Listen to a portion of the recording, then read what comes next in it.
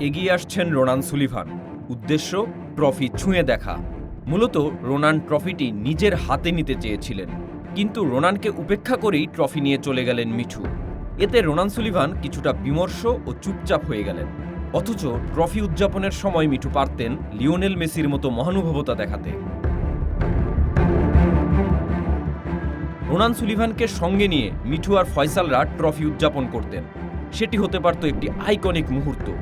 বাংলাদেশের এই শিরোপা জয়ের নেপথ্য নায়কত্ব ফিলাডেলফিয়ার এই ফুটবলার অন্তত কঠিন মুহূর্তে ঠান্ডা মাথায় পানেনকা কিকে গোল করে যেমন বাংলাদেশের জয় নিশ্চিত করেছেন, তেমনি গ্রুপ পর্বেও বাংলাদেশ উতরে গিয়েছিল রোনানের একক নৈপুণ্যে।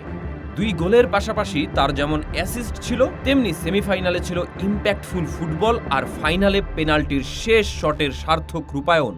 অথচ সেই রোনানকেই শুরুতে ট্রফি ছুঁতে দেননি মিঠু। এই ঘটনার পর ভক্তদের রোষানলে পড়েছেন এই সেন্টার ব্যাক। সমর্থকরা সামাজিক মাধ্যমে মিশ্র প্রতিক্রিয়া জানাচ্ছেন। এমনকি অনেকে মিঠুর তীব্র সমালোচনাও করছেন। যে খেলোয়াড় শিরোপা জেতালেন, দিন শেষে তিনিই কিনা অবহেলিত। তবে সমর্থকরা যাই বলুক না কেন, এই ঘটনায় মিঠুকে পুরোপুরি দোষী করার সুযোগ নেই। তিনি রোনানকে খেয়াল করেননি। এমনও নয় যে রোনান তাকে ডেকেছেন আর মিঠু ইচ্ছাকৃতভাবে তাকে এড়িয়ে গেছেন। তাছাড়া এই ঘটনার পর রোনানকে বেশ হাসি খুশি দেখা গিয়েছে। তিনি পুরো দলের সঙ্গে ট্রফি উদযাপন করেছেন এবং মোর্শেদ ইব্রাহিম ও ডেকলানদের সঙ্গে মেডেল কাঁধে হাসিতে মেতেছেন। তাই সব ছাপিয়ে সময়টা এখন বিতর্ক তোলার নয়, বরং বাংলাদেশের এই অর্জনকে উপভোগ করার।